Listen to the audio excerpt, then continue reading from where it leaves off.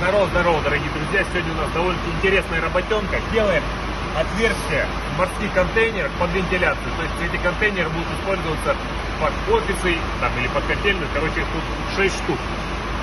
Бурим 110 диаметром с подачей воды. Воду подаем просто из бутылки. Верхний слой металла у нас 3 мм. Потом идет утеплитель и фанера.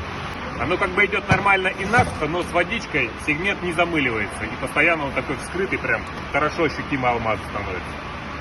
Итак, как мы их делаем? Размечаем отверстие. Это у нас 110-я коронка. Будем забуриваться с помощью шаблончика. Отмечаем центр. Берем шпильку Руслана Абзалова под металлопласт и бейте ее.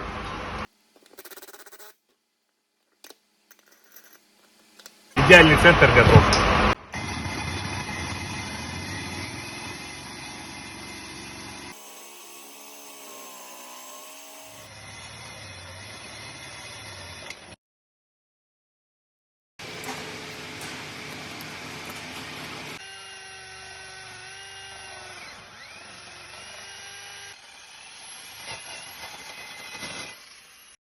Под конец начал садиться телефон. Сделали в общем 24 отверстия.